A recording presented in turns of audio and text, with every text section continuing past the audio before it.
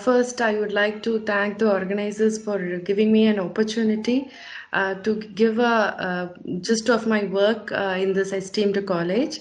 I'm Dr. G. Madhumitha from Department of Chemistry, Vellore Institute of Technology, Vellore. To start up my work, the topic of my lecture today is natural products as a foundation for the drug discovery. So why I have chosen the natural product? Why usually whenever we speak about chemistry, people were emphasized or they are energetic about the organic chemistry or the synthetic chemistry. So very few are fascinated towards the natural products because it needs lots of patience along the research. Okay, as well as where traditionally the natural products is the background of India, or it is what the traditional usage of India. So taking account of these, so I have chosen my research on the natural products. So my project as well as my MPhil and PhD work, I started with the natural products. Okay, fine. Okay, so this is coming to the history of natural products. So the history of natural products is very long since ages. So around the Ayurveda, which has started in 2500 to 600 BC in India. Not only India, there are various other countries or the other history also speaks about the natural products. Example, Egyptians who has used the natural products in 1550 BC, as well as Hippocrates, who is called the father of medicine, have also used the natural products between 460 to 377 BC, and other Sumerians and Akkadians, and you can see Discoides, and we call that as De Materia Medica. He has documented around 600 medical plants in the year during 40 to 80 AD. So those times are very crucial time, and saving the medicinal plants and having documented is very important. Not only that, and we have then started with an Islamic era, and which has the natural products, and recently till now we have some scientific medicines called as homeopathy medicine, which is also a traditional medicine that has been used. And these are the other histories that says about the use of natural products. So it is like in 980s, as well as in 1148 and 1196 97. So these were the histories that talk about the natural products, and natural products is not recently used. It has been used from the ancient histories. Okay. Okay, coming to the next part of natural products. Now, beyond the history, the European explosion also were using the natural products between 16 to 17 centuries. So they were the newcomers. We call it as European thing. We call it as a newcomers. And the next era started with the scientific era. So we are the one who started with the scientific era, that is between 19th century to 21st century. So why the natural products have been emphasized? Why the natural products is every day we take the food, and these are the foods that we take regularly, like these are the spices that we use it regularly, and here you have the fruits and vegetables, and here you have the greeneries or lettuces, dairy products. Apart from that, we have the non-vegetarians who take the shellfish or the egg for proteins, or the mutton or chicken or pork, whatever the flesh they wanted to take. Okay, so why we are taking this? So day to day life, when we used to say from our elders, eat healthy, eat nutritious food. So here the word itself says that the food what we are eating is going to serve as the nutrition. Okay, so how it is going to serve as the nutrition? So it is serving the nutrition with the components in it. Okay, so understanding this basic ideology, so the food what we are taking, which is available naturally, is going to serve something that is going to make our immune system strong, that is going to make our bone strength, or it is going to give, or it is going to regulate the hormones. So something is there. So this is the ideology behind the scientific search of natural products. Recently, this lecture is carried out in an online. Why we are carrying out in online? It is because of the pandemic situations. So once in India, when the pandemic situation started or COVID-19 started, everyone was saying for an antibiotic. Everyone was searching for an antibiotic, and it was said that there is no antibiotic is being identified and there is no viruses are being identified. Immediately, everyone started to say that increase your immune system. So increase your immune system started with the food we take. Immediately we started with the food we take, and one fine day the government have told us to take the nilavembu. Okay, so immediately nilavembu, and after that they have told to take from the siddha department they have given one more mixture of herbs. So this increases the immunity. So the basic search of drug discovery started from our home. So this is what the natural products foundation, this is how the natural products serves as a foundation. So okay, fine, coming to the though unscientifically we are saying natural product is having a foundation, let us be very clear about how scientifically we find the natural products and we extend the natural products towards the discovery and then to the industry. Okay, so the drug discovery, we are saying generally as natural products, but it has another terminology called as pharmacognosy. So pharmacognosy means it can be split out into form or cognosy. So pharmacog is it is under the name called as drug, and cognosy is the Greek word. Okay, so it is acquire the knowledge. So it is two Greek words joined together, and it is called as pharmacognosy. Okay, or you can this cognosy, it can also be from the Latin word, so it can also be said to be called as to know about. Okay, so Greek or Latin, the cognosy means to know about, or it is to acquire the knowledge.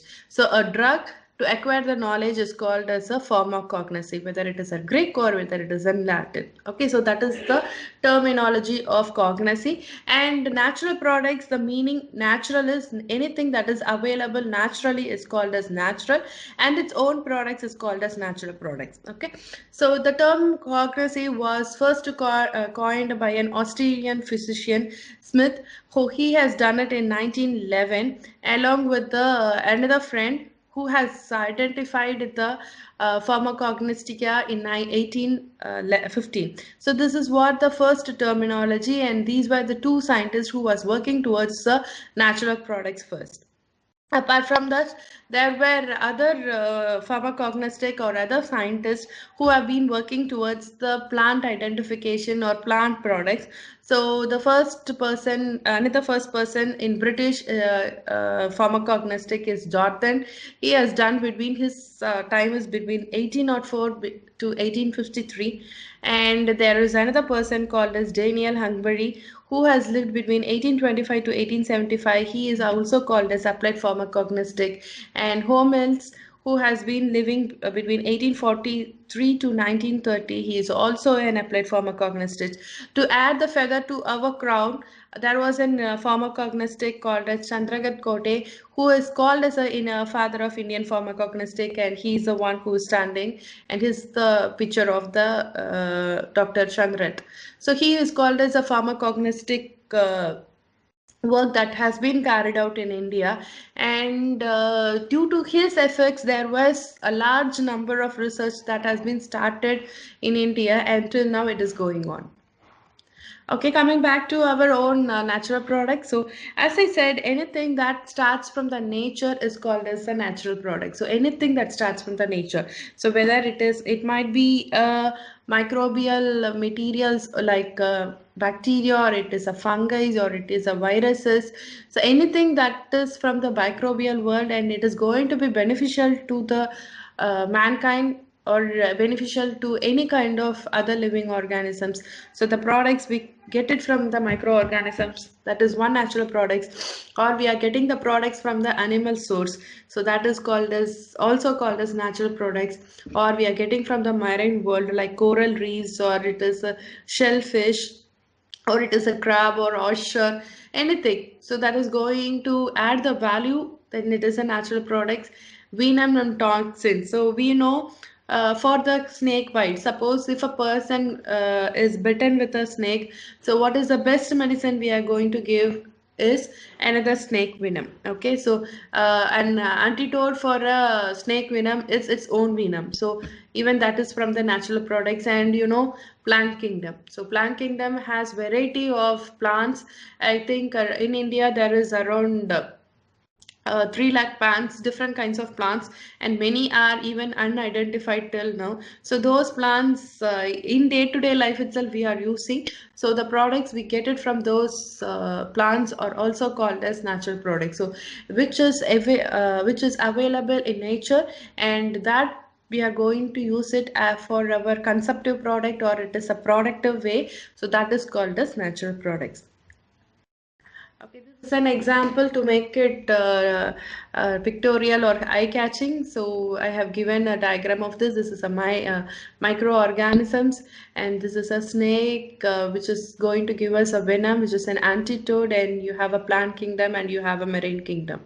So these are the few natural products that we are using for any kind of medicines. Okay, so after keep on discussing about the era of natural products or the history of natural products, till 1800s, the natural products are being used as a crude extract. So crude extracts in the sense it has been used mixed with the water, or the plant powder is used as a powder, or the leaves has been boiled with the water, and how we drink the tea. Okay, so similarly, they boil with the water and they take it as a tea decoction, or they mix it with water and make it as a decoction, and they take it. So there are several methods they have been consuming the natural product as such, or they consume it raw, or they consume it fresh, or they consume it as a powder.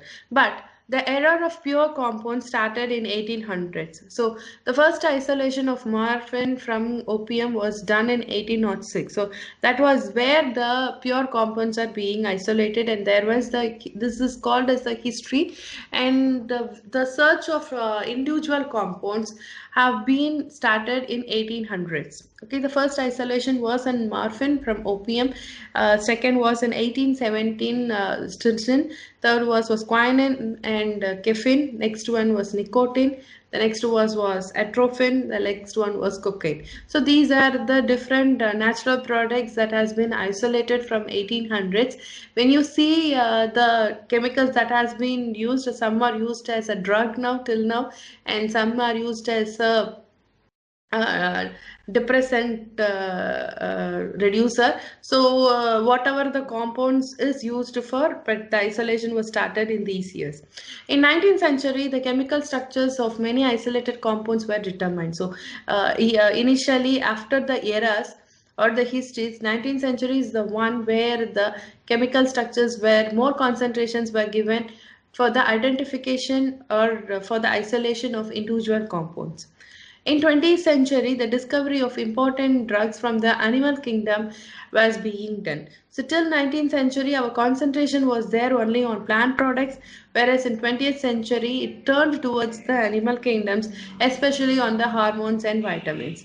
After 20th century, in the middle of 20th century, or in the starting of 21st century, we have changed our view towards the microorganisms, which is an important source of drug. So this is how there was the history changed over from one specific term to the another specific kind of living organisms.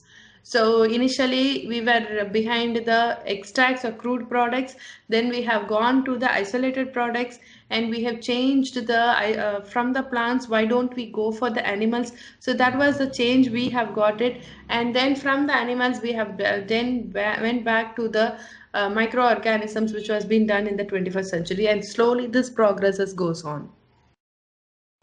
And the next one is zoopharmacognosys. So what is the difference between the phyto or pharmacognosys, or zoopharmacognosys, or marine pharmacognosys? So zoopharmacognosy is animals which takes the self-medicates. Okay, so from the animals we are learning the usage of plants. Okay, so how it is using. Example, I'll tell you what made me to do my PhD. One day, this is a real incident that happened in my life, and that is how I started my PhD. In the PhD, the plant I have selected is Crocenta infundibuliformis. So this Crescenta infundibuliformis is commonly available plant. I'll tell you what is that plant at the end of the story. So one day after my MPhil, I was sitting at my home having a cup of tea in my garden. So I had a dog called Vicky. It is a Pomerian dog. So it was not doing well actually. For 2 days, it didn't have its food properly, and it was dull, and it was always sitting at a corner of the sofa. So we thought we have to take to the doctor because it was Saturdays and Sunday, and it has to be taken to the doctor on Monday. One I was Since I was sitting at the garden, I made the dog to go to the garden to roam around, and I was watching what it was doing. It went to nearby a plant called as Crescentra infundibuliformis, and it took the leaves of the Crescentra. It took 4 5 leaves and it chewed it, ate it completely, and it was moving here and there. After 10 minutes, it vomited the leaves along with some uncomfortabilities. We don't know what is that. And after that, it became normal. So this was the incident which was made me curious. So why the dog has for past 2 days the dog was very dull, sitting at the corner of door at the corner of the house, and is not even normal active. After it has eaten this particular leaves, it became normal and it was quite active. The next day we took to the doctor, and we I asked the doctor, it has some discomfortability, and after chewing this it vomited and became the and it was active again. See, we just want to know whether everything is fine. The doctor said the animals have the sense, and it can do the self medicate for its own troubles. Okay, so if it is having a stomach problem, or it has some uncomfortability, it can choose the plant and it can consume it so that it can make its own organs to be back again. So this was the curiosity behind my research work, and I have done my PhD in that plant. And I can tell the name of the plant. The name of the plant is Kanahambaram.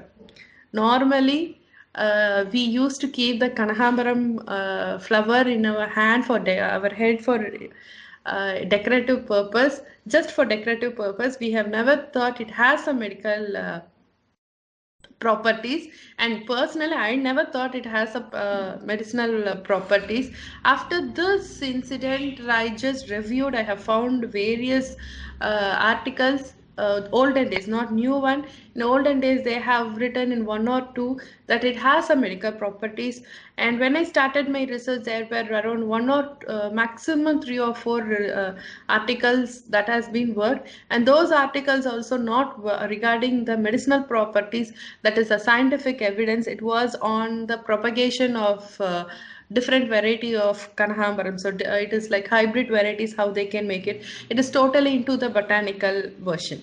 So this is how the my research started in my PhD, and I'm sorry, I'm deviating. So this is how the zoo pharmacognostic acts. So the animals can do the self medication. And marine pharmacognosy is the study of chemicals that derived from the marine organisms. Here also, we say in India, I don't know, especially in Tamil Nadu, it's very rare in our area. We don't have the shellfish. In Tamil they call it as chippy mean. Okay, so chippy mean, whereas in Nagarkoil area in Kanyakumari area, they used to have this chippy mean, which is a shellfish. Whereas in our area, I think we don't get that chippy mean. But to add the advantage of that, this shelf is having a very good content of zinc, which is a very essential for mankind, especially for male. So the zinc is very important for their hormones and their especially for the sex hormones. It is very essential, whereas that zinc is not easily available in any fruits or vegetables. So you can take Chinese people, they do have the shellfish as one of their food habits. So that's why the population is keep increasing due to the fertility rate, whereas in India we see that the fertility rate is keep decreasing. So from the food itself, we can take we can have the cure for our own disorders. So this is one example, like from marine pharmacognosy. Apart from this, vitamin D is easily available from fishes. Vitamin E is easily available from fishes. And for non-vegetarian, one good source of calcium is crab. So this is how there is an increase in the search of medicine. The last one we have said phytochemicals. So you know what is phytochemicals? The term phyto refers to the plants, and chemicals means there are the various number of chemicals which is available in plants. So this phytochemicals can be classified into two types. One is primary metabolites, and another one is secondary metabolites. So why it is primary and why it is secondary metabolites? So primary metabolites are sugars and fats, or even we can call it as amino acids are also included in this.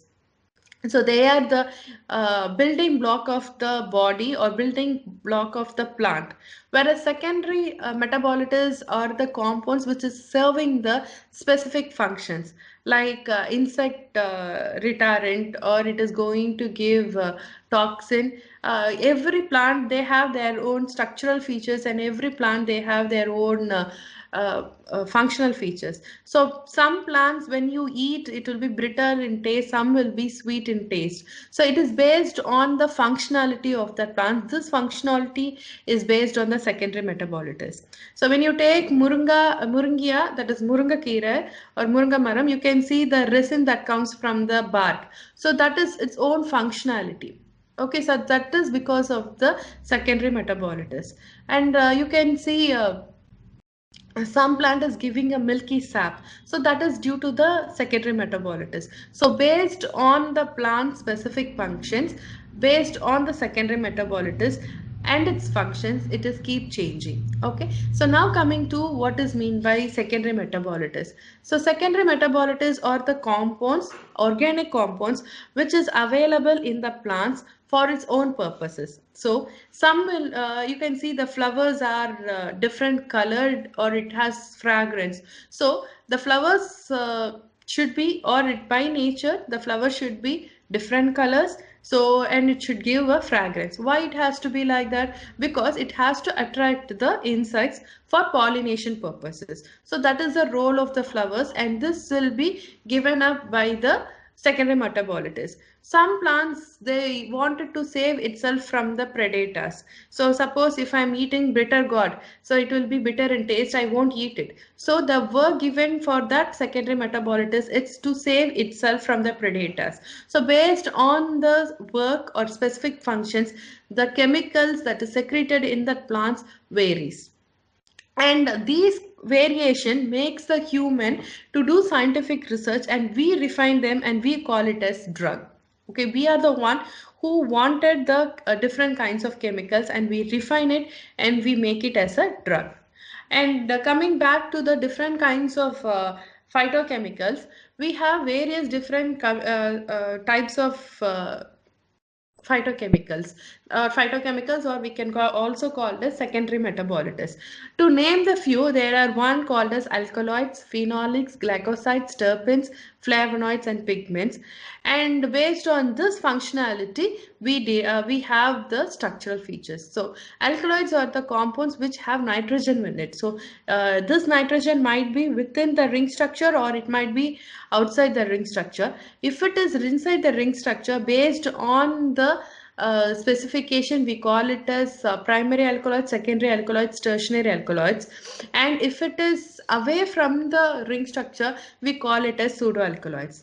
Coming to the phenolic compounds, if it is a compound, if it is having a phenolic ring, example here you can see a phenolic ring here. So if a compound is having a phenolic ring, then we call it as phenolic compounds. So here the name glycoids is there. You know what is meant by glycoids. So glycoids are the sugar moiety. So if a compound is having a sugar moiety with it, so here I have given a compound is having a sugar moiety, then it is a glycosides. And terpenoids are the major group which is present in the resins or essential oils. Resins, I have said, Example from Murungia. So you have a resin coming out from the bark. So that is called as a resins, or it may be because of the essential oils. This is called as the terpenoids. So this is the basic structure of terpenoids. And coming to the flavonoids. So flavonoids are the fused structure with the ring, or we can call it as fused ring with the oxygen. So you can see here it is a fused ring and you have an oxygen. So this is the basic structure of an flavonoid.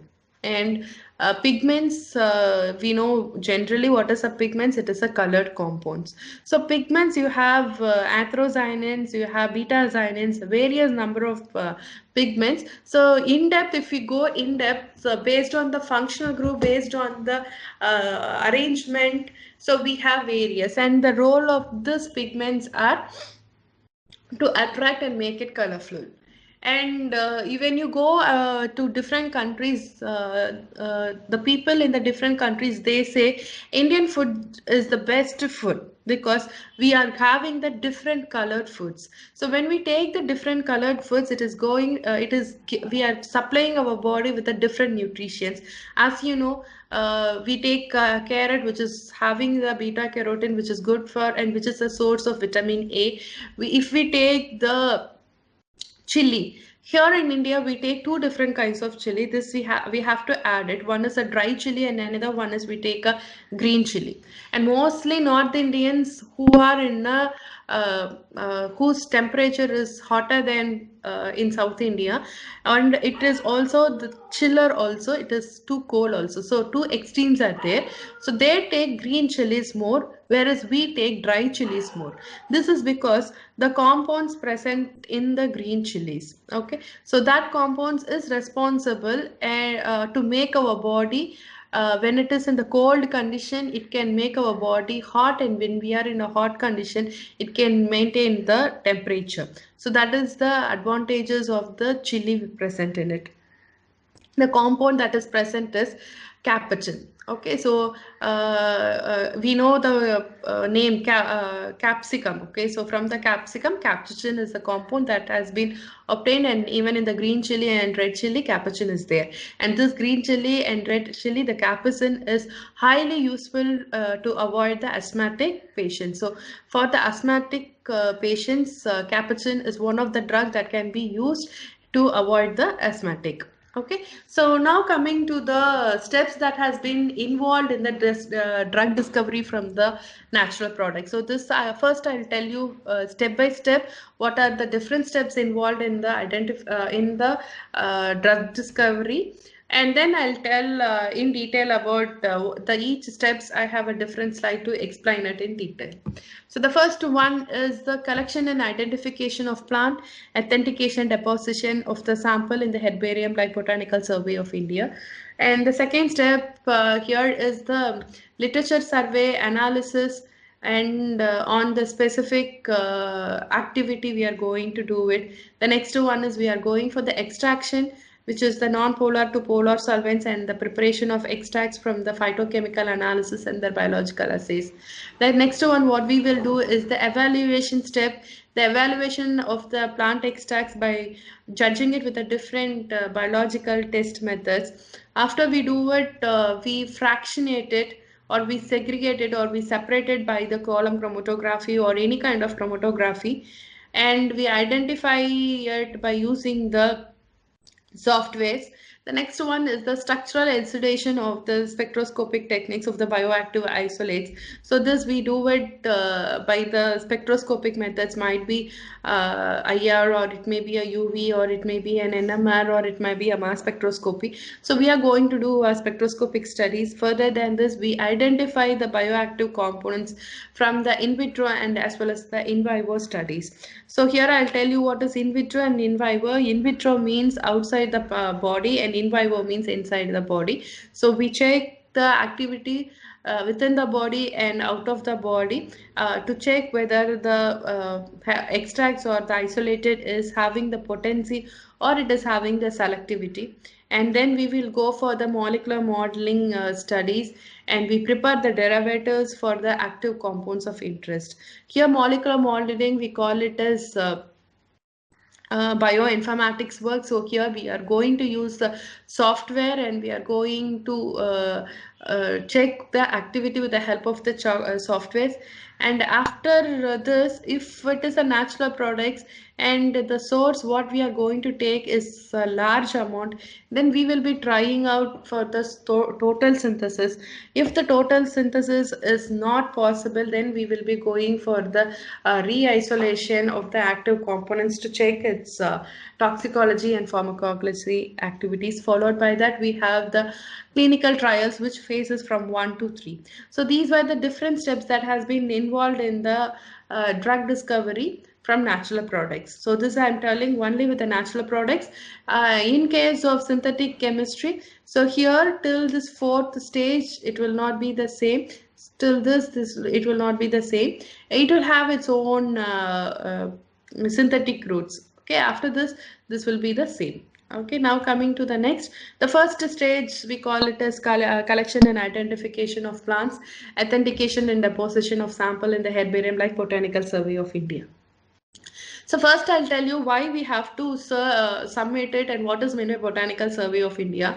On your on my right, I have given the emblem. This is called as a Botanical Survey of India, which is present in different places. In Tamil Nadu, we have a Botanical Survey of India in Coimbatore. So what we do is like they have to first identify the plant, and they have to give the certificate that this is the plant.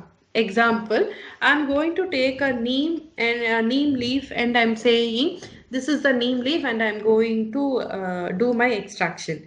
But a foreigner will come and say that is not the neem leaf. Okay, what is the evidence to find out that you have collected only the exact neem leaf? So that this is the certified document that we are submitting to the government of India, and we are getting certified. So here you can see the certification. This is my own certificate of my research work that I am carrying out right now. So you can see a government emblem and the signature. When I got this, I have to pay around 50 rupees for this process. So how we are going to do this? So that is called as herbarium. Okay, so we cannot take the fresh leaf, and we cannot go directly to the Botanical Survey of India, and we cannot find it out. So how are we going to process it? First, the plant of interest, which is collected as a whole plant. Okay, so it is not needed, the root is not needed, but the aerial parts are needed. So aerial parts means at least one twig is needed. Okay, the complete branch. So here you can see the complete branch. Here you can see the complete branch.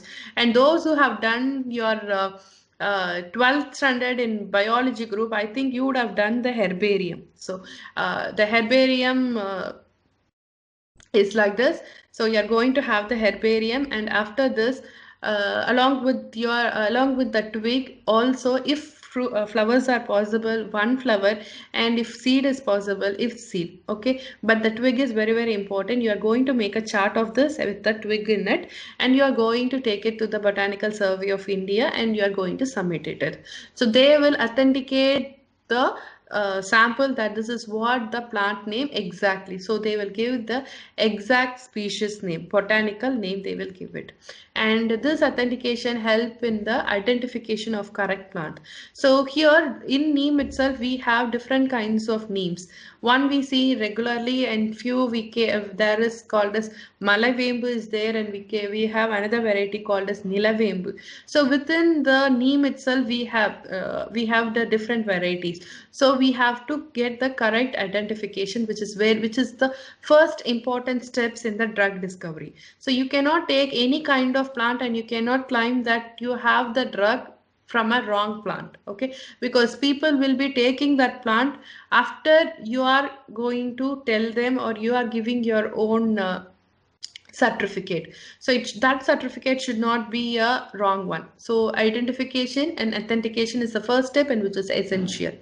And one set of samples should be stored in your laboratory, or it should be stored in your department for the further reference. Suppose I have a doubt in your research and I come and ask you what is the sample you are going to, what is the sample that you have taken. So you can claim that this is the sample and this is the certificate of it. So the certificate of the sample and one herbarium has to be saved in your laboratory or in your department for the future. So we are going to collect the plants, we are going to identify the plants, and we are going to authenticate it and deposit the sample in the Botanical Survey of India. This is the first stage.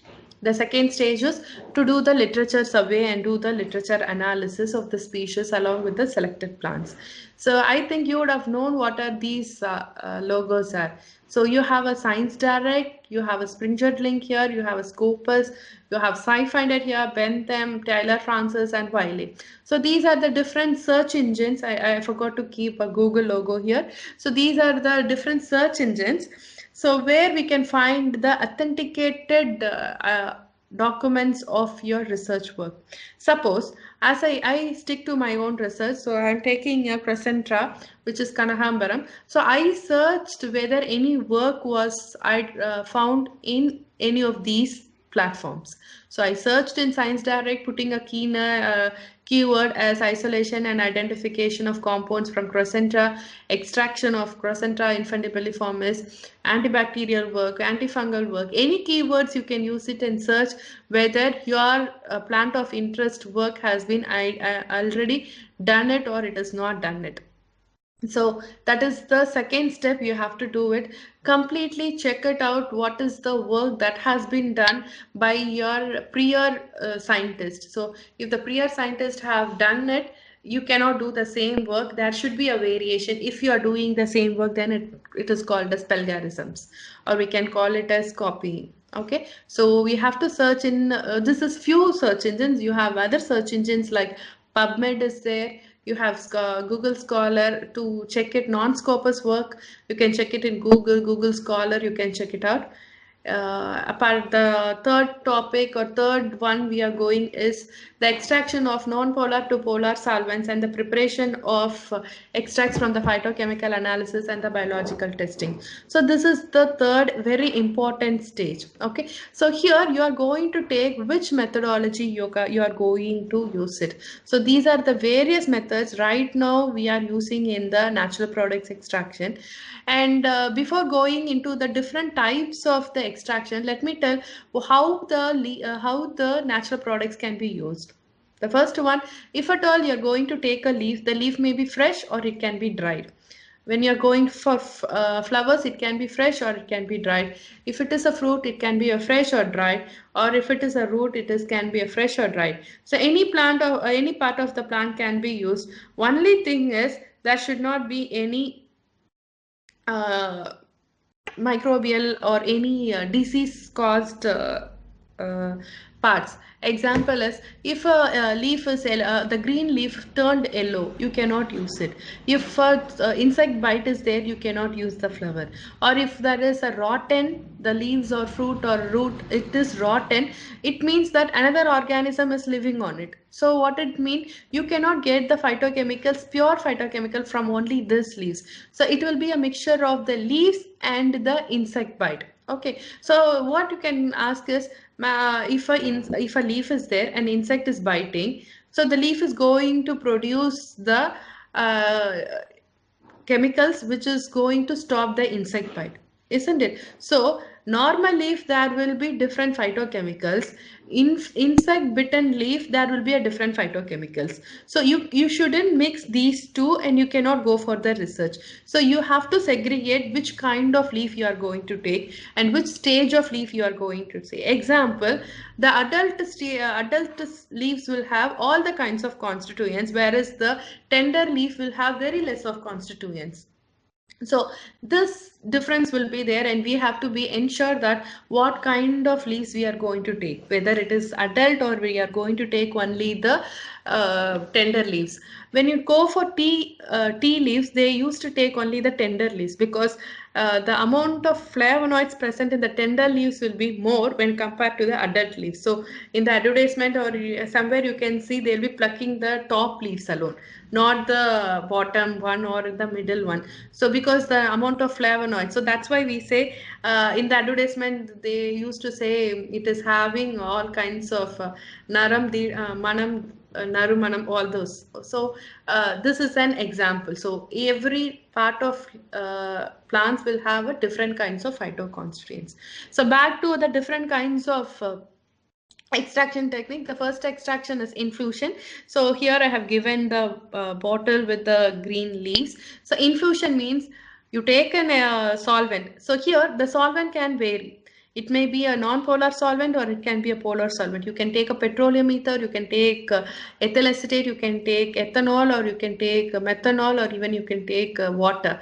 But as a green principle, we have to take the solvents which is not carcinogenic or which is not toxic to the environment, because it is one of the 12 rules that reduce the usage of toxic chemicals and go greener. So you can take any green solvents, you can very well go for water, so that all the compounds comes in the water and we can easily find out. Here this extraction also, it can be of two ways. It is how we can do it is either from the non-polar solvents to the polar solvents, or from the polar solvents to the non-polar solvents.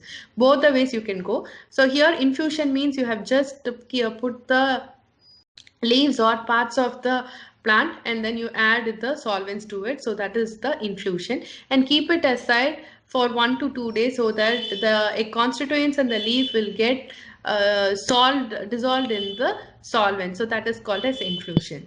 Second one is called as decoction. So here you know what is being decoction. Every day at home we do drink the tea. So that methodology very simple. Take the water, boil it, and put the tea powder. Instead of tea powder, you can put any plant parts and just boil it for 10 to 15 minutes. Filter it off. That method is called as decoction method. The next one is called as digestion method. So this is called as a digester, where inside that you can have a chamber and you can put the plant, any part of the plant, and you are going to add the solvent, and at a particular temperature and at particular pressure you are going to extract it. That is called as digestion method. The next one is called as maceration method. So you would have seen the mortar and pestle. So we are going to take any part of the plants, put it, and you are going to smash it, and that is called as maceration. So you macerate, and simple at home we grind it, isn't it? Mixie, the same thing we do it. So here it is called as maceration method. The next one is called as percolation method. So here you can see this also in the laboratory we can easily do it by using the fractionation flask. Okay, so here there will be a filter. There is a perforated plate. So this is going to be a filter, and we are going to take a herbs, or we are going to take any part of the plant, add the solvent to it, keep it aside. After this, what will happen, due to the contact of the herb with the solvent, all the chemicals that is soluble in this particular solvents will get dissolved in the solvent, and we can open it, so that since there is a filter here, the parts of plant will stay here, only the filtrate will come down. The next time again you can we can use a fresh solvent and then extract. So this is called as percolation. The next one is continuous hot methodology. So continuous hot methodology, we call it as Soxhlet methods. So Soxhlet method, here we say it's like we have a solvent at the bottom, and we pack the material in the middle. So I can show it here. Instead of this, here there will be an RB. So from the RB, the solvent will boil, it will go here, and then the same method. So it will get soaked with the herbs. Again, the filter gets decanted to the RB. When we heat it from the RB, the solvent alone goes here. Again, it gets into the herbs. So this is, we keep moving around. So it is in a circulatory movement, that is called as continuous hot extraction. The next one is called as supercritical fluid extraction. So here we are going to use a carbon dioxide and we are going to extract it. So that is called as supercritical fluid extraction. The next one is countercurrent extraction. So this is called as a countercurrent extraction. So here we are going to, this is a countercurrent extraction. So here we are going to use the extractor countercurrent, so by using that we are going to current induced. Okay, so when we supply the current induced, we get the solvent, so that is called as countercurrent. The next one is microwave assisted extraction. So this is the microwave extractor. So this extractor is present in our laboratory. So in this extractor, see here, this can be opened up. Here you can keep the RB, and here you can see a condenser and its additives. So here inside this you can maintain the pressure, you can maintain the temperature, you can use the different source, like different temperature can be used, different timing of extraction can also be used. In our laboratory we have another advanced instrument, like not only the microwave, I can use the sonication in this microwave itself.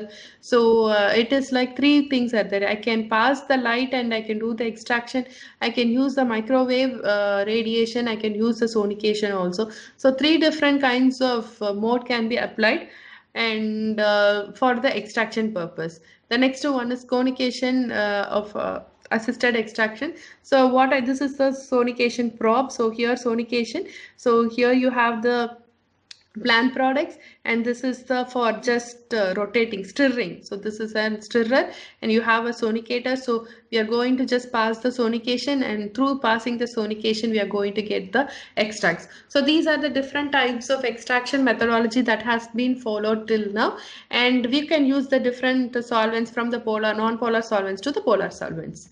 The next one we are going to do is the phytochemical analysis. So phytochemical analysis, I have said here, I can just show here. So here you can see the different kinds of compounds, isn't it? So to identify the different kinds of compounds, we have something called as phytochemical analysis. So it is like for the identification of glycosides, we have the reagents called as kilocalanic reagents, or concentrated sulfuric acid, or moistures, or bromine water. I think this work you would have done and you are doing now in your laboratory. And this is called as a sugar test also. Or we can alkaloids test, you can use the iodine or Wagner's reagent or Dragos reagent. For the flavonoids, you can use the ferric chlorides of Prue's red or Shinoda and NaOH and lead acetate test. For carbohydrates, Benedict's. For sterols, Lieberman-Butcher test or Salvowski test. For lignins, it is Lambert reagents. For tannins, it is gelatin. And the proteins, it is ninhydrins. And vitamins C, we have DHPH text.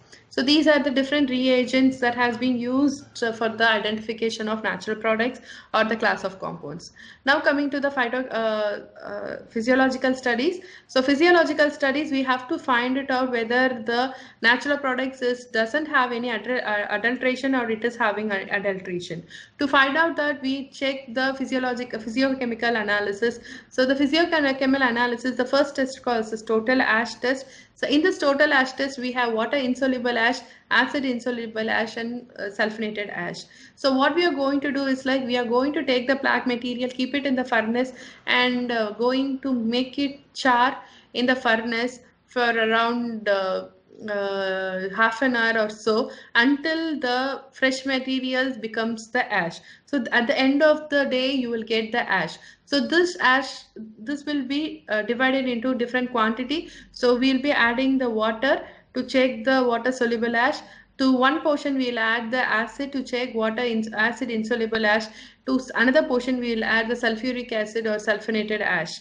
So we will check what is the kind of ash. From that we will infer what kind of adulterants are being there in that particular ash content. Okay, now coming to the second studies of the physiochemical states, it is called as a fluorescence analysis. Here the fluorescence analysis is done to check whether any the plant is having any fluorescent property. So this fluorescent property helps us to find out whether the chemicals are fluorescent in nature. By using this chemicals are in fluorescence, here itself if we find it out, we can concentrate only on the fluorescent properties. Like for some diseases, we need a compounds which is fluorescent nature. So we can concentrate only on fluorescent studies. So here in my extract, you can see no compounds are having fluorescent properties, and this study is a negative study for me, for as set of my studies. Whereas in some plants there might be a fluorescent work that has been done. Okay, the next one is called as the evaluation of the plant extract by judging the different biological test methods. So this is the next stage we are going to do. Now we have we have collected the plants, we can check the plants, we have we have extracted the plants with the different extracts. Now we are going to check the biological activity. So without the biological activity, the extract cannot go further because we are targeting for a drug identification.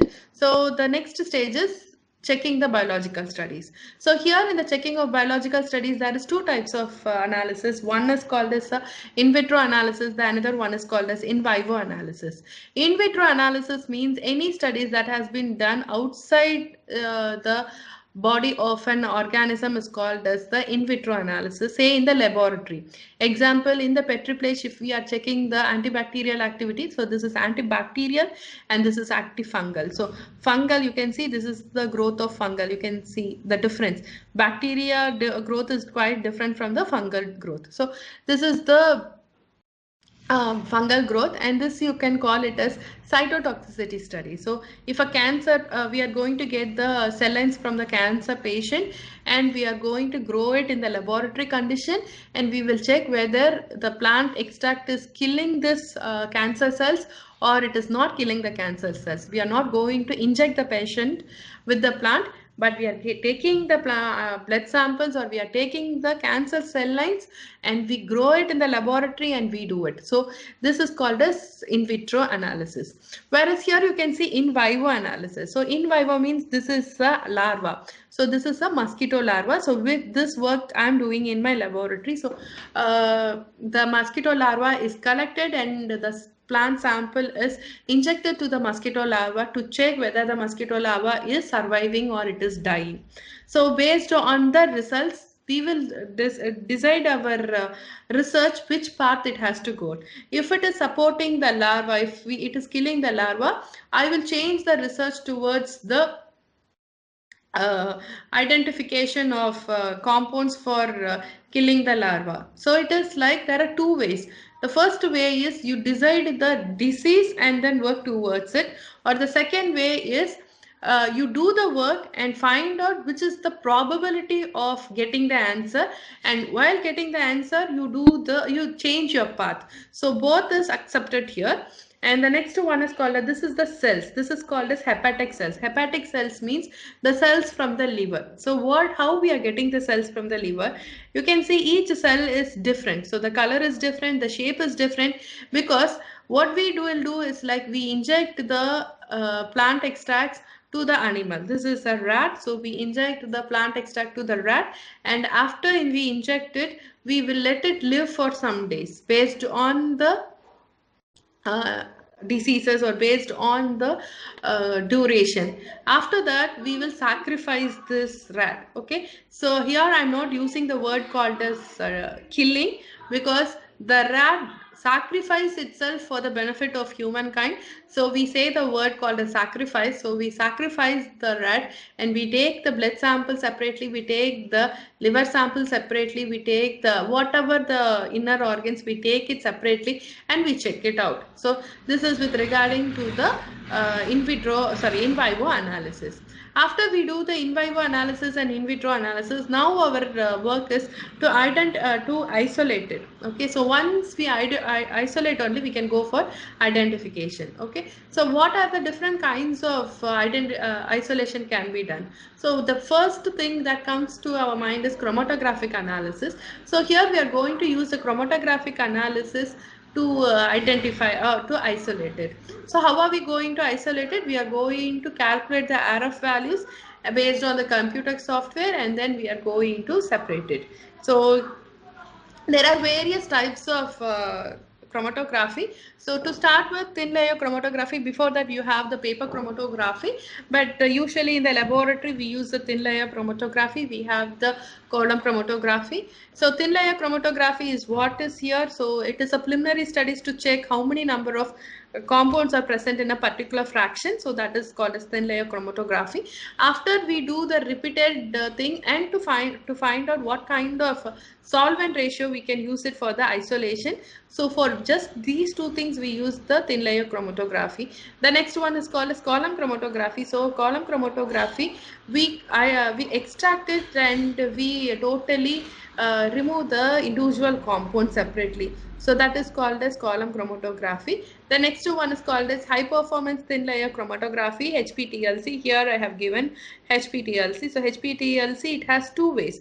One is like we will get the thin layer chromatogram as well as we get the chromatogram, which is the higher compound, so that we can easily get. The next one is high performance liquid chromatography. You have high performance liquid chromatography.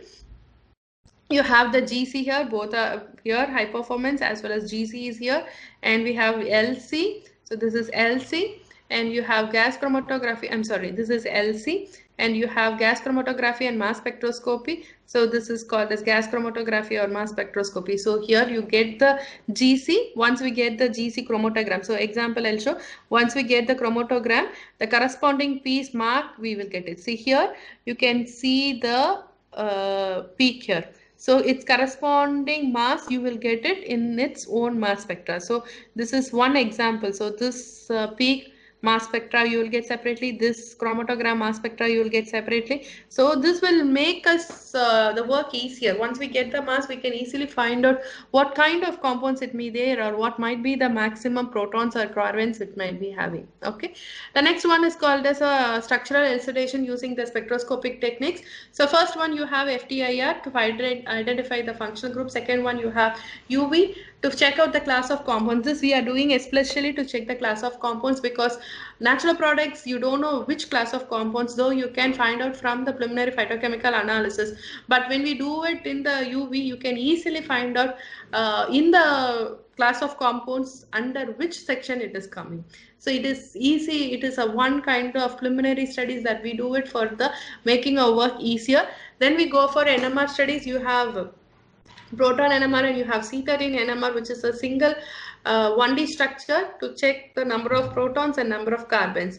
Apart from this, we have to go for the advanced technique like homocosy or the correlated spectro, HH homocosy. So which hydrogen is correlated to which hydrogen, so that is called as HS COSY. The next one is TOSY, that is total correlated spectroscopy. So this is useful to find it out the signals in the groups. Okay, so we are going to find the multiplets, because in natural products you will get the multiplets, so it is easy to find out the multiplets. The next one is like 2D C13. In the 2D C13 we will be finding out the signals in the neighboring carbons also. So neighboring carbon signals you can easily find it out, and then it is 2D adequate double quantum transfer experiment. So here you can easily find out the carbons with the protons. So this you can easily find it out from 2D adequate. The next one is NNOC. So here it is nuclear overhead effect spectroscopy. So this is used to find out the close relationship in the space which is not even bonded. So if it is not even bonded also, you can easily find it out the close to one another. And you have ROSI and you have other heteronuclear correlation spectroscopy. So you have to do all these things to find out what kind of compounds or the structure of the compounds when it is a natural products. And last we have to go for mass spectroscopy of the isolated compound to find out the compound. Whenever we are talking about natural products, people always have it in mind that there is no work in the natural products. Yes, I have to accept it, there is no work in the natural products. The only difference between the natural products and organic chemist or synthetic chemist is For the synthetic chemist, there will be more in the initial stage. You have to find out, optimize the different kinds of catalyst or the temperature or the optimization conditions, and you have to end up with the target. But here, the starting itself, we don't know what we are going to target. The end product, we doesn't know what might be our end compound. So the initially the extraction process will be very easy. The isolation process, from the isolation process, it will be starting, it will be really tedious. You need the patient to work on it. So isolation, in the TLC, you can it will show only one kind of compounds, but there will be an invisible compounds which we cannot see from our naked eyes. You have to go for the UV chamber for it. So there comes the challenge, and also structural distillation is another challenge that is present in front of us, because we know only the we'll get only the NMR data, and we'll get only the mass data. From that, you have to work it out. You have to break your brain to find out what might be the structure of it. Okay, and after finding out the structure, again we have to go for the two different studies. One is in vitro analysis, another one is in vivo analysis. This is again we are doing it to ensure that the compound is having the potency to kill the or to target the bioactivity. So here we have to keep it in mind. As we take the advantage in the crude extract, we cannot do any kind of activity here, because once we finalized with the crude extract what kind of activity we are doing, once it is finalized, the same activity has to be done for the isolated compounds. You cannot change the activity. So here we are going to do the in vitro analysis. After we get the satisfied results, we will go for the in vivo analysis. So in vivo analysis, either you can go for the insects or you can go for the plants. So anything you can go with. So it is based on your mere selection of the work. So till this we will be doing in the laboratory. Till this as a chemist I will be doing. So the next one, what we are going to, since we are our topic is towards the drug discovery, I'll give you the gist what actually after this laboratory work what the people will be doing. So once I have completed my extraction, I have completed my isolation and identification, and I'm fine with the uh, structure of the compound. The next work, if at all I wanted to process it to the further drug discovery, I have to go for the molecular modeling. So molecular modeling is done by in the software. So these are the few softwares that is available for free of cost in the Google. You can put this and you can check it out. For the free version is there. So it is like ChemSketch or ChemDoodle or ChemAxon, whatever. So you have the various things. So what we are going to do is like these are the hormones, or this is a receptor. You can see here. So there is a receptor and you have a drug here. So how this receptor and the drug has. Hello? Sir, can I take 5 more minutes? Yes, ma'am. Please. No problem. Yeah, thank you, sir. So, so whenever you can see the receptor and as well as the drug. So when the drug bonds with the receptor, then that drug is going to be active. So there will be a score. So after this, the drug and the receptor, it will give how much the binding energy is there. So that will we will get it in the software like this. So based on the binding energy, based on how much it is being binded, that much the drug is very active in the receptor. So we will have, based on the disease, what disease we have taken in the in vivo analysis, the same kind of disease. Suppose I'm taking a cancer. So in the cancer itself, there are various kinds of cancer. Say example, colon cancer, breast cancer, or it is a bone marrow cancer or blood cancer, any kind of cancer. So we have to find which receptor is available in blood cancer. So that receptor only I have to put here.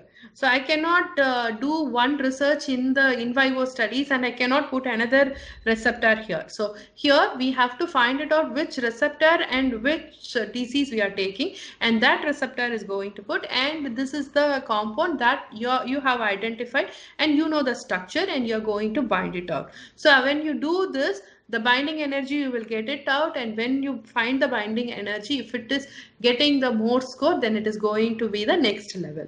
Okay, so when there is this is a natural products. So for identifying the compounds and doing this, at least for my research work, I have used around 50 kg of the leaves. Just imagine, to get the compound around 100 milligrams, I have to use 50 kg of leaf. Fresh leaf I have taken 50 kg, and I have dried it, and I have processed it, made into a powder, and I have done the TLC, column chromatography, all the spectroscopy work that I have showed you, and then I have ended up with the milligram of the product. So this is where the natural product is facing the challenge. So instead of wasting the 50 kilograms, I can go for the total synthesis. So here where the organic chemist is very vital here, and they are very, very important. So instead of wasting that 50 kg, if I show this structure, they can go for the retrosynthetic analysis, and they can easily find out the synthons. Once they find out the synthons easily, we can go for the total synthesis. So if the total synthesis is not possible, again I have to go for the re-isolation, and all these process again I have to go. Okay, so after doing this, we are going for the clinical studies. So what is the clinical study? So in the clinical studies, though it is not in my I am not well versed in clinical studies, but to my knowledge, what I know, I'll share to you. So in the clinical studies, the compounds is identified, and it is set again to the different organisms. So here we used only the rat. So the different organisms that is used is, first we have to check it with the mice, and second one we have to check it with a rat, third one we have to go for the guinea pig, fourth one we have to go for monkey, and the last one we have to go for the human volunteers. So this is what the hierarchy is there. So it is like, first microorganisms, first it has to be in vitro studies, then you go for the mice, then you go for the rat, then you go for guinea pig, then you go for the monkey, and then human volunteers, and then last to the patient. So this is what the clinical studies keeps going. While doing this, till what we are doing is a raw material characterization. After this, there is another help we needed, that pharmacy people's help is very, very needed, because they will be checking out the formulation, because as a chemist we will not be well versed in the formulation, because formulation needs lot of reagents to be added for every tablet. Even when you're taking, if we are not doing well, you can see the difference in the tablet. One tablet will be in the tablet form, another will be in a capsule form. Sometimes we will be given with the syrup, we will be given injection. For one disease we will be given, for asthma we will be giving the sprays. Okay, so even in injection, one injection will be directly put into the muscles, another injection will be in the vein. So there is a variation of the formulation of drug. So as a chemist we can do till the raw chemical production, but after that we have to rely on the pharmacy people for the formulation, to study the stability, to scale up the material. So we will, in the tablet they will be given with the expiry date. Okay, so for any products we have the expiry date. Here also we have the expiry date, because the expired medicines we cannot have it, so they will be checking out the stability of it. After that they will be doing the FDA approval. So FDA approval is to check, we will be giving to the federal, so to check whether this particular compound, this particular tablets can be used as a drug. After that you have the phase 1 studies for healthy humans we are going to give. So they are called as the human volunteers. In VIT we do do the human trials, but after so many queries we will be doing, and after this we will go for the phase 2 trial. So if it is a phase 2 trial is to check the for the patients, and then it will go for the large scale clinical phase 2 trials, sorry, phase 3 trials. It means larger patients will be used, and after that we will get the company files, and after that FDA, and once it is over we will be sending this to the market for an approval. So this is what the life of the drug that will be starting. So we will start it from the laboratory and we will end up with the market. So this is both applicable for the synthetic chemist as well as for the natural products. So natural products, we can take it with, because natural products is having a very less side effects, so we can easily rely on it. But there will be always a query that what is the reproducibility. Okay, so that we cannot say exactly the exact amount of compound will be available. So the reproducibility is slightly questionable. Apart from that, the side effects is very, very little. And this is the diagrammatic or flow chart that is showing the drug discovery. So we will start with the basic research in our laboratory, then we go for the early research, then we are going for the preclinical research, where the first stage involves in the raw material detections, which includes in vitro analysis and in vivo testing. After this, the phase 2 starts, where the human testing are there, and the volunteers will be minimum 10 to the maximum thousands. So here the clinical trial starts, and once the clinical trial is over, we will get the review from this. So we will get the results from this, and we will have the review of it, and the review will be submitted to the FDA, and then we will go for the post marketing. See here, you can I don't know how many of you have seen a movie called as Okay, so yeah, there also they will be saying about. I'm sorry, I'm not saying the exact movie name. So there will be a story where the poor people are concentrated, and this is where India is being a target now. But we cannot claim it as such in the public forum, but it is one such rumor that has been passing to, because the population is very high. Okay, so after this, this is how the lead is there. For the drug discovery, generally we use around millions of money. US is spending 335 million every year for this, and for the clinical trials, US is spending around 467 million. So you can see there is a wider opening, and when it is going step by step by step by, it is keep narrowing down. So this is what actually happens from the millions of from the thousands of the compounds that he has been synthesized. Only very few goes to the trials and very goes to the market. Okay, so for this to happen, generally we say India is the producer of compounds. That is, we have the industries to produce it, to manufacture it. Okay, whereas to have our own drug, we are struggling a lot. That is because of this. Okay, so there are various problems, or there is hidden facts are there behind this identification. So here when you see the years that is going for the basic research itself, we need 3 to 6 years for the basic research. From the basic research, around 30,000 substances comes. After that, it goes to the preclinical test, the animal studies. In the animal studies, from the 30,000, only 10 to 20 will be uh, uh, it is positive. After that, it goes to the phase 1, where maximum 5 to 10. In the phase 2, it is 2 to 5, and in the phase 3, it is only very little. And this will take around 5 to 10 years. Okay, and then the last is phase 4. It will take 1 to 2 years. So only one might enter. Sometimes even that one might not enter. So this is the total lifespan. So just imagine here, if you take approximately 5 years here, 5 years here, So it is 10 years here and here 1 year, 11 years. To find out here, I am taking an average, a gradual thing.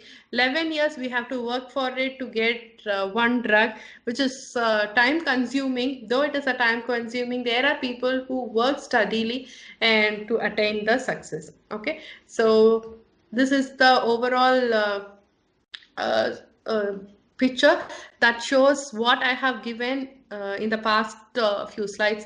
So it is random approach, taxonomic approach, phytochemical, ethnomet approach, and information approach. From this, we are going to take a plant material. Mostly, I always go for the ethnomedical approach because our ancestors somewhere they have given gist. From that I get an idea and then go for the plant material. After plant material identification is there, after literature survey, I go for the extraction. From the extraction we get the plant materials, that is plant extract. From the plant extracts we go for the toxicology bioassay. Bioassay means antimicrobial or in vitro in vivo activities. After that we go for the separation. After the separation again we go for the in vitro in vivo activities. Then we isolate the pure compounds by the chromatography studies. When we isolate it, we do the structural elucidation and we go for the synthesis if possible, because we don't want to again rely on the bulk material. And sometimes what we do, it's like after the structural elucidation we do the structure modification. So it, instead of we can include the halogens or we can include the nitrogen, so we will do the structural modification. After the structural modification again we go for the bioassays to check whether it is having any potency over the pure compound. And overall all these things we will go for the toxicology studies, because end of the day a human is going to consume it. So we will check whether there is a toxic, whether it is going to be toxic not only the human but also to the environment. For the environment studies we have the other studies. So since it is a drug discovery, I stopped only with this.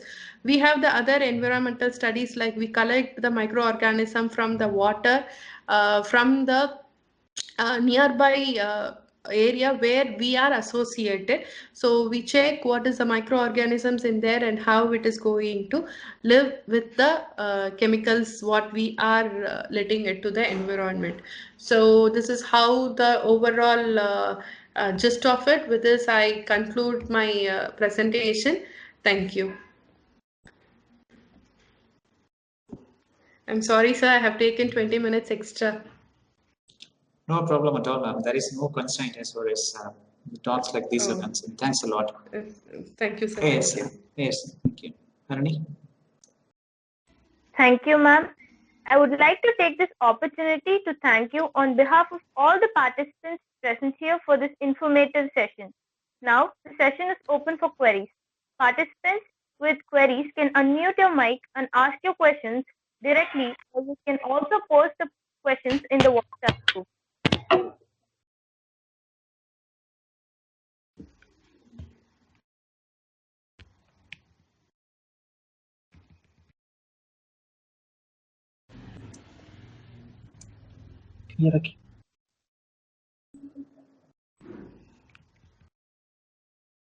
Yes, participants who want to ask your questions, you can unmute your mic and straight away ask your questions, or you can post it in the chat box or in the WhatsApp group also.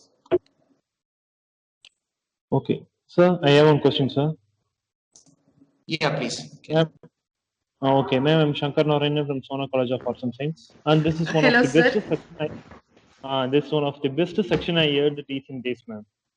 It Thank you so much, clearly sir. Thank you, explains the sir. lifetime of the drug from the plant extract to market. Only in few Thank you, sections sir. we never see the time, as it keeps us in active throughout the section. Thank Really you, enjoyed sir. a lot, ma'am. Just Thank you, sir. I want to know the clear idea about NEOC, the spectroscopy. That concept I not clear, ma'am. Will you please explain once more? Yes, sir. Oh.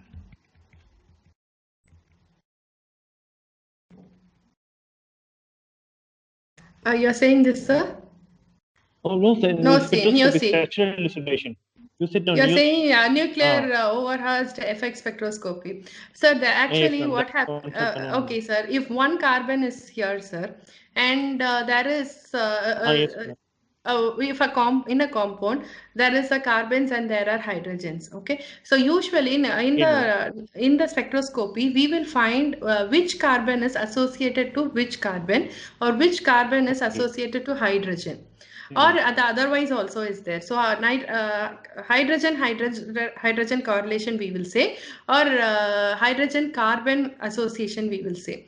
But in this, if even they are not bonded with each other, we can find out the signals which is nearby. Even bonding is not there, without even bonding. So it is like A hydrogen is bonded with B hydrogen and C hydrogen is not bonded. We can find out the C hydrogen which is not bonded to A hydrogen.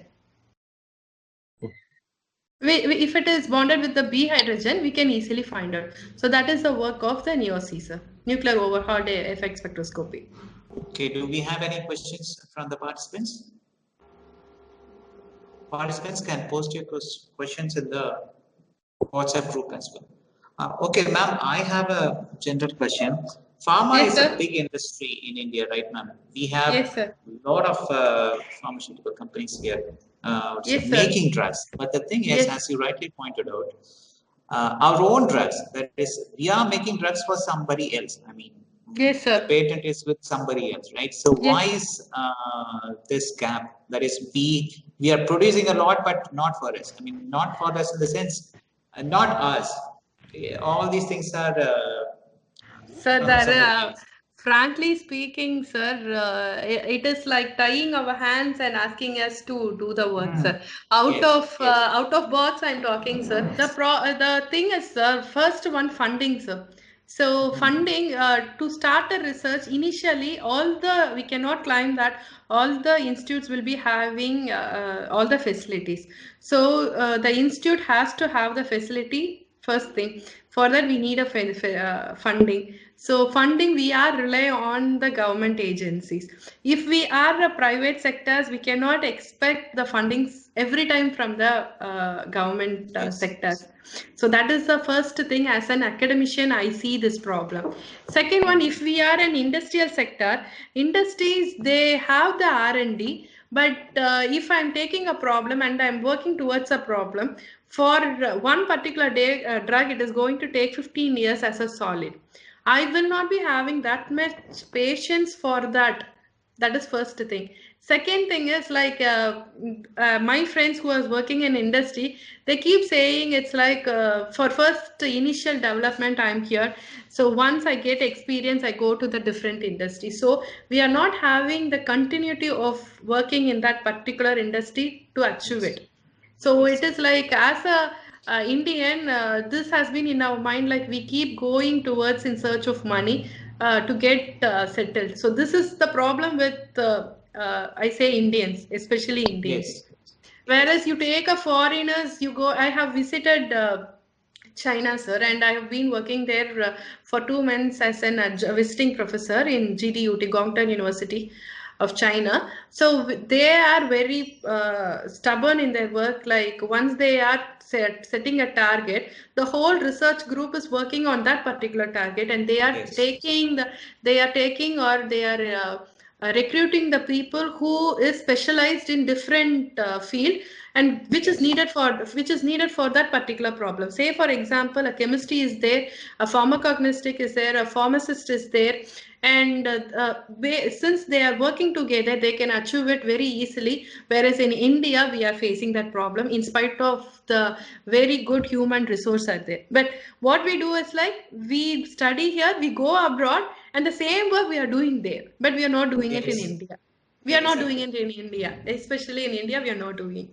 So I would request, I used to say to my students, they can study abroad, but let them come back to India and do here the research, so that at least the knowledge that they gain should be used for our country as India, because other people, they do so. Since we are also supposed to do the same. Yes. That's true. Okay, ma'am. Thank you. Thanks a lot. Thank you so much, sir. Thank you, ma'am. So, any questions from the audience?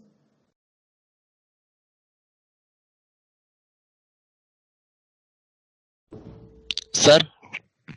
Yes.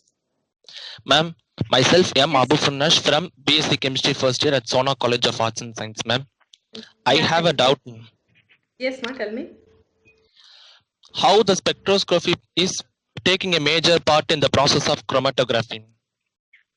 No, it is not taking a major part of chromatography. Chromatography is for the isolation. Spectroscopy is for identification. Okay, I'll tell the difference between this. I can take a general example. Okay, let us consider normal turmeric. House it at house you have seen turmeric, no? Which is yellow in color. Yeah. Hello. Yes, Hello, ma'am. Abhishek.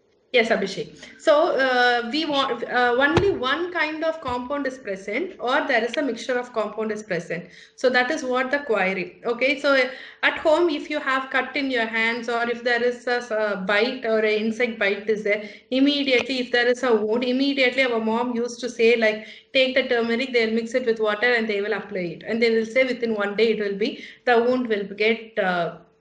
Fine. Okay, so this is what we're saying. So now you have to know turmeric is a mixture of compounds. Which compound is responsible for that wound cure? That is what we have to study. That is called as a drug discovery. Okay, we cannot take the mixture as such and we cannot use it as such. So the chromatogram or chromatography is a study of separating. We can say we are going to separate the n number of compounds into individual compounds. It is like mixing around 10 to 12 stones, and I'm asking you to separate one by one. So I'm giving you a mixture of stones and I'm asking you to separate one by one. Since the mixture of stone can be physically touched, you can take it and keep it in hand. Whereas chemicals you cannot touch unless otherwise it is individual. You are going to use a chromatography. Chromatography is a study, or it is a separation technique which is used for separating the mixture of compounds into an individual compounds. This you understood now? Yes, ma'am. Okay, now coming to the spectroscopic studies. So after you are getting the individual compounds, you should know what is the structure of that individual compound, isn't it? Without knowing the structure of compound, you cannot go further. So I'll show one example. Here you can see a structure. So this structure of compound you have to identify. To identify this structure, you can see here one carbon is there, here one carbon is there, here one oxygen is there, and another carbonyl is there. So from the carbon, double bond O is there. To identify this structure, you need n number of spectroscopic analysis. So how you will say here a carbonyl group is there. So from the FTIR studies, you can say a carbonyl group is there. Okay, and how you will say here there is an OH. So from the FTIR. So similarly, for each functional group, we need some studies to find out what is the functions are there, to find out how many carbons are there, to find out how many hydrogens are there. In the structure, there is no nitrogen, whereas oxygen is there. Whereas in this structure, you can see nitrogen is there, 2 nitrogen is there. How will you find it out? For this, we have to rely on some methodology. Okay, olden days, they used the chemical test to find out whether there is nitrogen is present or oxygen is present. Whereas now, since we are hyphenated, sophisticated, we go for the instrument to check what is the number of carbons, number of hydrogens, and what is the molecular weight of it. We are going for the spectroscopic studies. Okay? Yes, ma'am. Yeah. Is that clear? I have cleared Yes, your ma'am. doubts? Yes, Thank ma'am. you. Thank you, ma'am. Thank you. Thank you, ma'am.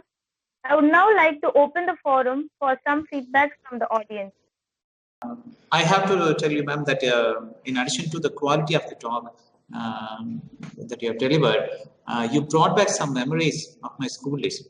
Particularly, personally speaking, that is herbarium, right? So Yes, sir. after that, we had lost touch completely. Well, I was in plus. So at that time, it was one of the toughest thing to do. I mean, during our school days, herbarium was one of the toughest thing because my botany teacher was very strict. So she was very particular about the samples that we prepare. So we had to spend so much time to prepare that herbarium. So today, when you mentioned the word Especially herbarium, yes. especially for BACA plants, sir. Yes, ma'am. Yes, ma'am. Other Fab AC and all we will get easily. The Yes, yes, UFOBSA we won't be getting.